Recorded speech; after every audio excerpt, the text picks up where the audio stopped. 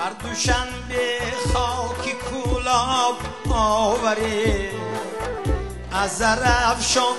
روی کف آب آوری عطری تاریخی کهن را از سر از شیوهی شیرینی یغناب آوری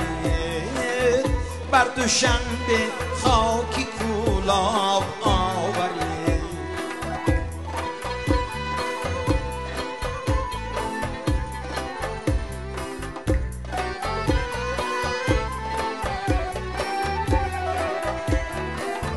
بر دوشنبه بادی درواز آوری از دو خوابی وجه پرواز آوری یک دلی روشن زی روشان ارمغان وسعتی وادی مرغاب آوری وسعتی وادی مرغاب آوری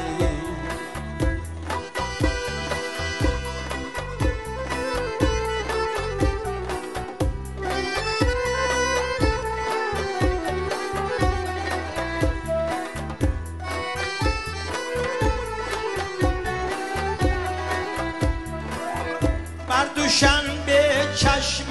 از رشت آوره خویش تا از قلعه عشق آوره از خجندی باستان گلهای راست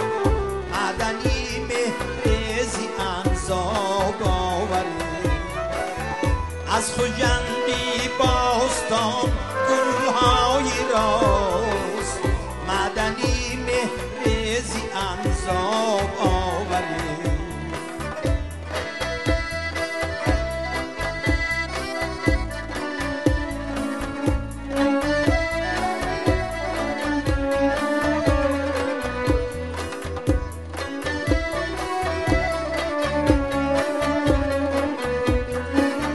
بر دوشنبه نانی گرمی دن خرم شهد و شیرینی باقی ایزفرم از سری خاصار فیضی شرشرم مستی دریای برزاب آوره از سیساری باستان جام آوره کندینم از کانی بادام آوره بر دوشنبه شهرت و نام آوره لحظه در دل تبوتاب آوره بر دوشنبه خاکی کولاب آوره